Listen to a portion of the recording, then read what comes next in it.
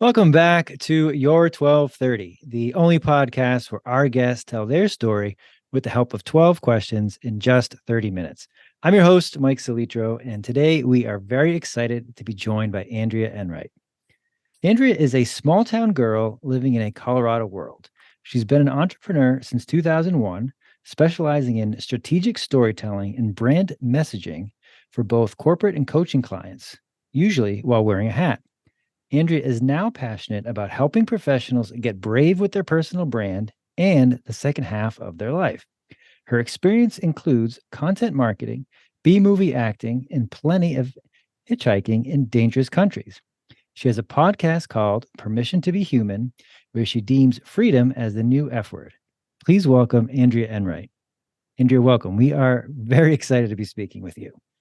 Thank you so much, Mike. I'm super excited to see you again after a long time not seeing you, and this format. I love this 12:30 thing. Like, I love how like pithy and really distilled down it is. It speaks to my heart there. Yeah. Thank you very much. It is good to see you again. And with all the exciting stuff in your bio, I'm going to start at the boring part up front. Strategic storytelling. What does that mean, and what makes a story strategic? Or what makes Uh, storytelling strategic? yeah. So nothing boring about it. So I really like to tell my clients' story. Um, as their personal brand. So what I say I do is I meet with coaches and clients, typically who are 45 to 60, who are done with the corporate scene, want to raise their voice, want to boost their impact, want to increase their vibration. And I take their cornfield and I turn it into a shot of whiskey, right? So that's kind of the distilling down that I do. And we basically weave all of their personal stories, professional lessons into their online personal brand on LinkedIn or on their website. And that is what strategic storytelling is. It's like you can tell a story, but it needs to have a few important things. It better have a focus. It better be brief, brilliant, and be gone. And it better have high stakes. I love that answer. I'm going to put you on the spot now because we did not practice this, but using that as an example, a strategic storytelling example, your bio mentions hitchhiking in dangerous countries. Do you have a story that comes to mind when that phrase is spoken, or when you include it? Yeah. So I'm not going to be able to come up with a short story on the spot, but I will say that um I definitely as a child, I was told never to pick up a hitchhiker, never to get in the car with a hitchhiker. It was like up there with doing heroin, right? Like, do not do it, right? Do not do Especially this. as a woman. And so one day, right after I moved in with my husband, he brought home a couple of hitchhikers. And I was like, Okay. what are you doing? Right. And this was a really big test for my instincts versus my like rational mind. And it was when we were adults at age 30. We lived in Bulgaria for 27 months, and then we hitchhiked and couch surfed across the Middle East and North Africa for 10 months. So crazy shit, right? And we were forced into hitchhiking, like not forced. We were like, oh, let's try to hitchhike, right? Because why not hitchhike in Syria, right? I mean, that's clearly my parents would approve of that. Right? Uh, so yeah, so we did hitchhike through a bunch of Turkey in Syria, and it's just amazing how it all went so well, right? There's no stories of a gun. There were no stories of going over a cliff or being kidnapped. People were very friendly, and and we just always had a great story, and people's hospitality was amazing. So I came away with it untouched, unscathed. Well, there you go. A happy ending. That works out well. Yeah. You also have B movie acting as part of your bio. Are you Yeah. an actor by training, by nature, how did you get involved in that? Well, so I am performative by nature. Love to dance, love to sing, like, but no professional training. I've never been a formal actor. It's just that we were in the Peace Corps, as I mentioned, in Bulgaria, and there they filmed, uh, they make movies there because it's cheap, right? And they hired us because we don't cost any money. We don't belong to the Screen Actors Guild, right? So they could pay us $250 a day. We got our own trailer. You might catch me in the middle of the night on the Sci-Fi Channel in a really bad CGI movie. I mean, I'm talking really bad, right? I was in something called Mega Snake, and I was in Lake Placid 2. It's in the Echelon Conspiracy. Most of these movies don't make it to the theater; they just go straight to Sci-Fi Channel. Really fun experience, but definitely, and I definitely got to meet a bunch of actors, because some famous people. So. Okay. Good story. Good stories there. So you certainly can tell a story. How do you help others find their voice or craft their story? It started with the cornfield visual, which was brilliant to kind of use that. But how do you help others who um, might struggle to say, "I have nothing exciting to talk about. You have all these wonderful experiences, but I don't have any of those." This is the beautiful thing, is that I've never met a person who didn't have a whole bunch, like, that I couldn't mine for their magic, right? So I chat with them, and it's all about asking the right questions, right? And I just have kind of a little bit of a journalistic mind, and so my clients fill out a very comprehensive questionnaire, and then we get on the phone 3 or 4 times, and I poke them, and I say why, and I keep asking questions. And, I say things like, what is your signature song? What's your mantra in life? What's on your nightstand? What do you have hidden in the basement? Like, is it Diet Coke, or is it, what do you do when your daughters aren't looking? Right. I had a recent client of mine. It's like, I go to Taco Bell when, like, I know they're not going to be in the car. So we all have these, and some people have 72 miniature owls, right? And some people have been growing poppies for 20 years. So, we all have these very interesting, colorful things about our life. Sometimes we just don't realize that that's what makes us who we are. And, when you really I find that I help people build the bravery to show up as who they really are, because that's how you stand out. If you want to sound like everyone else, great. Like, no one's going to choose you. No one's going to, but when you're authentic and you're like, yep, I like to say I'm a dedicated mama, a mediocre runner, and a bad vegetable eater. Like, it's just a few things about me. We all have those things if we're willing to play with little humility. So I think you have it spot on there with the good parenting and the avoidance of vegetables. So that's probably a good decision. But the what I really want to highlight, the asking good questions and then realizing that being our authentic self is kind of our superpower, and that nobody else can take that from us. So if we can do a good job of identifying what's going on in our lives that's interesting to share, that really that's what will set us apart. And I wrote down, because I didn't realize this, target clients between 45 and 60. How did you land on that, and what does that look like in practice? Great question. So, one thing, target audience is huge, right? The more narrow you get, like, when you market to everyone, you market to no one. So get specific. And I could always get more specific. I should probably narrow it down to 45 to 50. But what I find with these people is that they are at a place in their life where their principles and their values are fairly well set, but how they manifest that is totally up to them, right? And it's the sky's the limit. In fact, the sky is not the limit. I'm not going to use that cliche. Like, there is no limit, right? I hate cliches, right? I like to twist cliches. So, for example, I work with a client, and they might end up, I might write a profile for them or ghost post for them, and maybe they're going to write a book. Maybe they'll move to Bali. Maybe they'll join a board. Maybe they have a fifth kid. Maybe, they're going to start a jewelry business. Right? It's just, the thing is that at that point in life, I find that most people are like, you know what?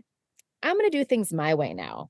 And like I said in my podcast, freedom is the new F word. I feel like the day I realized I could mother and be a mom the way that worked for me was my day of liberation. And I think that is true for marriage, for success, for your garden, whatever you're doing, like, you can do it your way.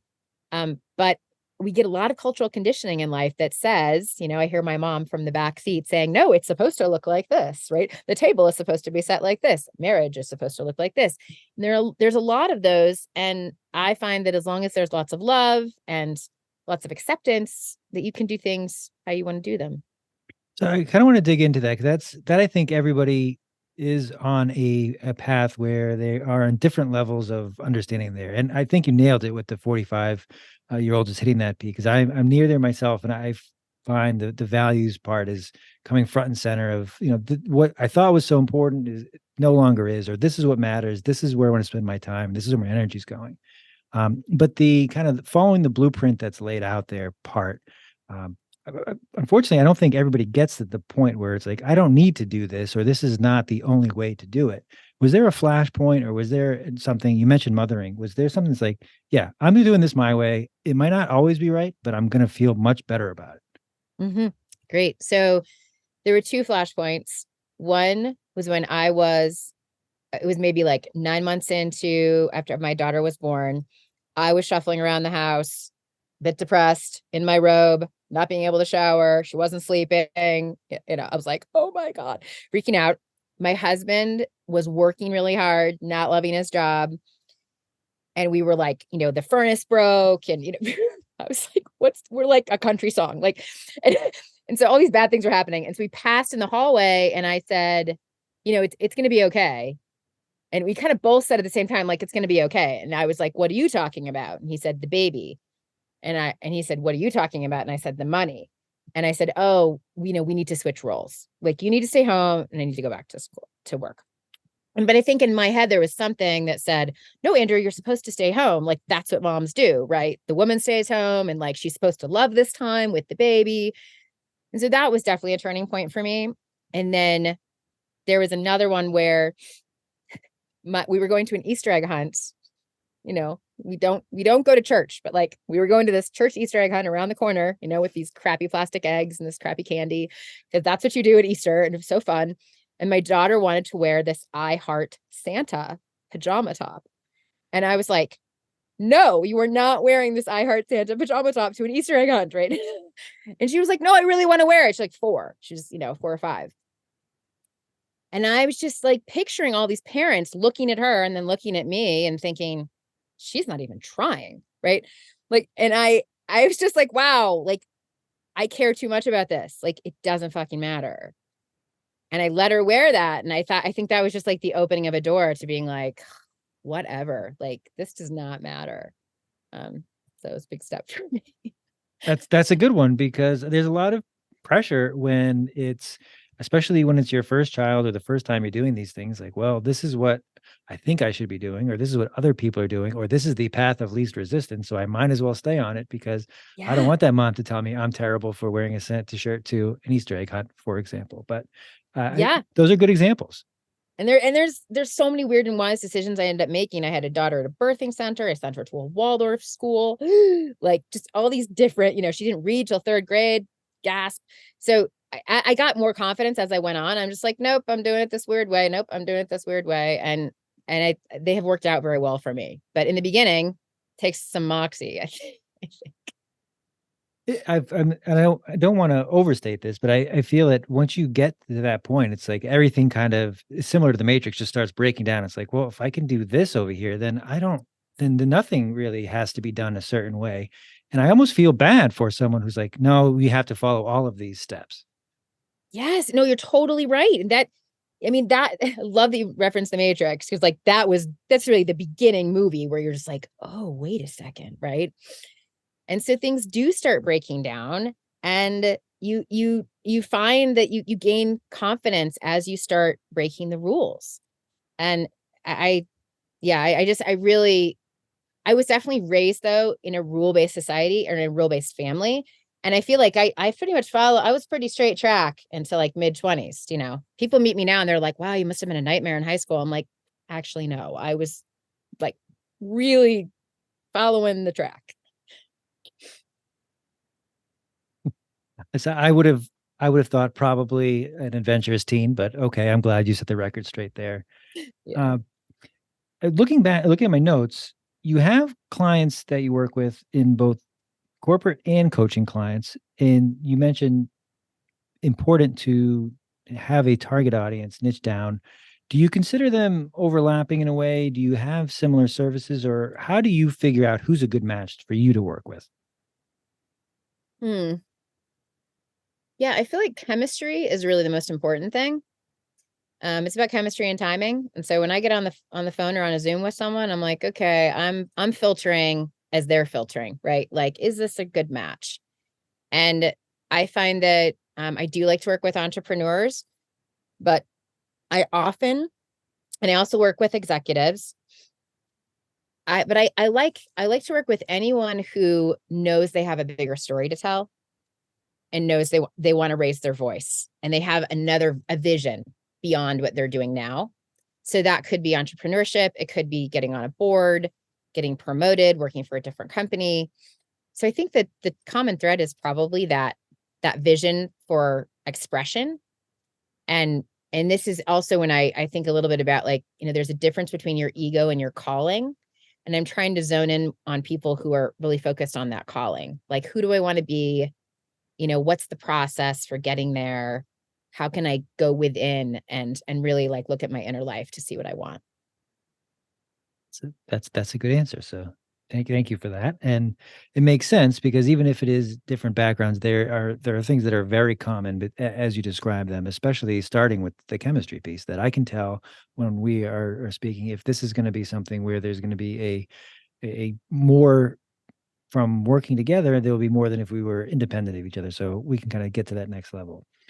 Um, Yeah. And I will just add to that, like, as you mentioned about the breaking down, a lot of my clients are like, am I sure that I can do it this way? Because I was told to do it this way. And so it's very connected to what you asked me before, that there's often no GPS or template for going off track. Right. And so if someone's been in a corporate, like, an escalator on the escalator their whole life, and now they want to get off, they're like, shit, I'm not sure how to do that. So I find I end up coaching them in that path too.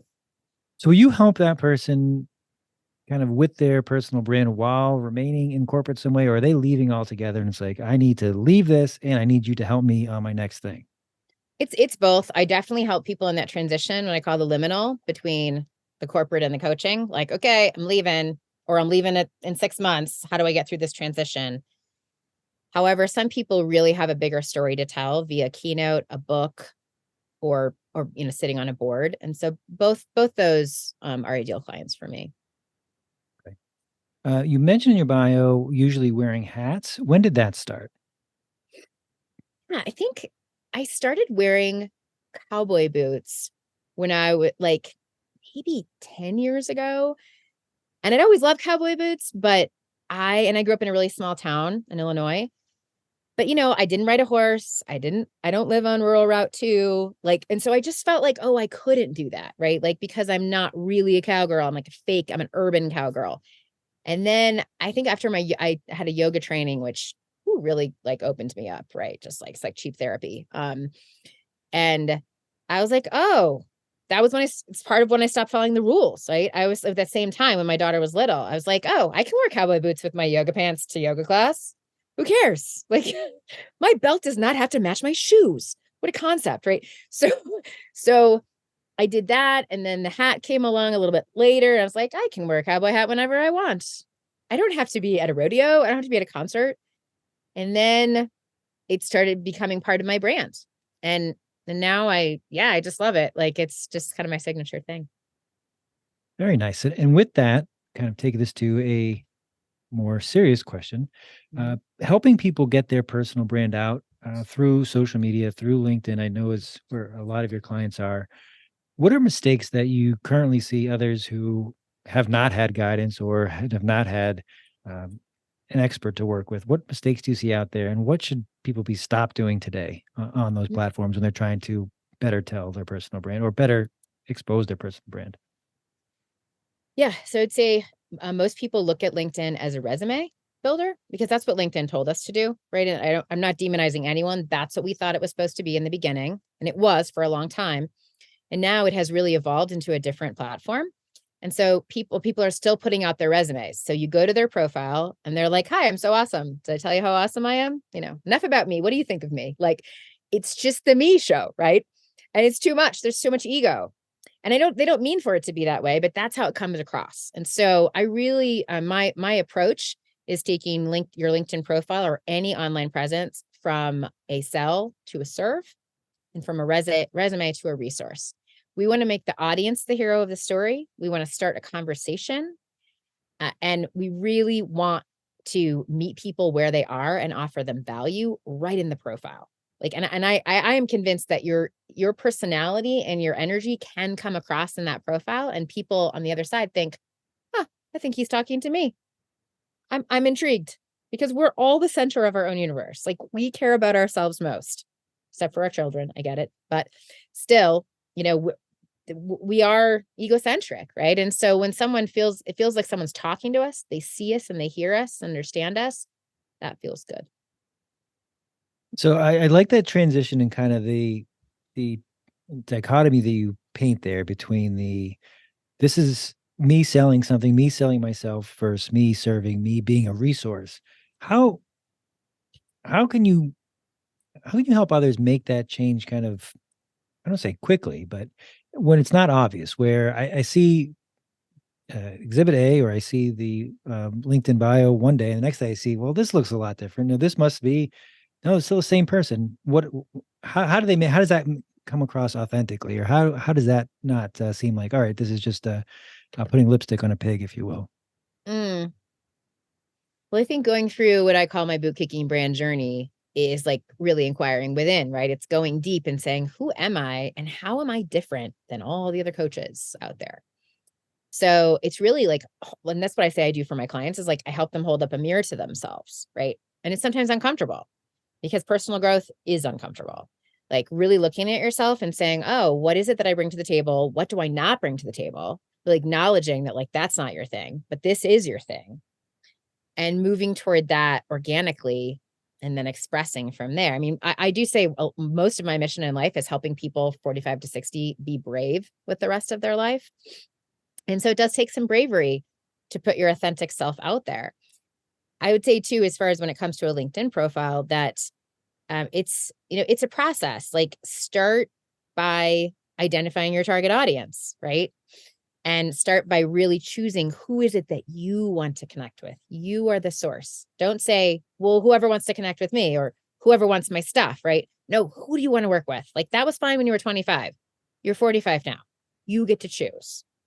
And you don't need thousands of clients before you die. You don't have time for thousands of clients. Like, you have time for 60 maybe.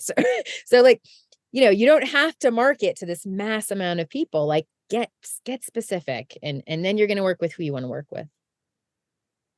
Like that. I like that very much.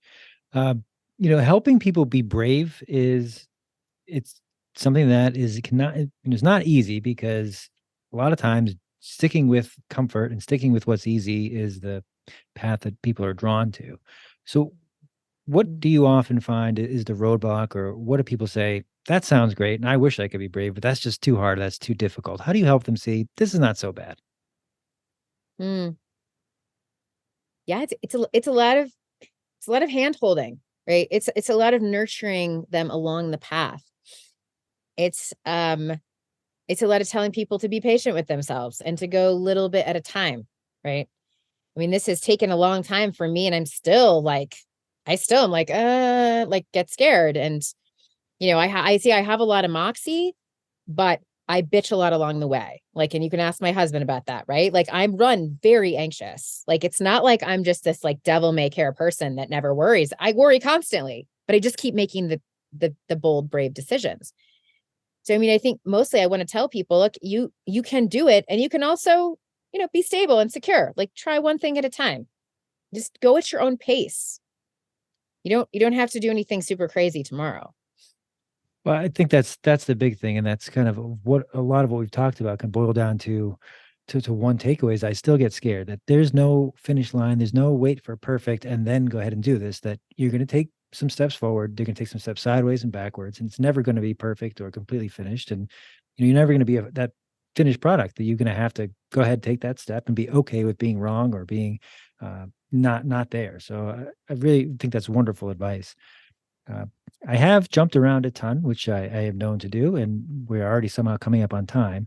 But Andrea, is there a question that I didn't ask you that I probably should have this evening?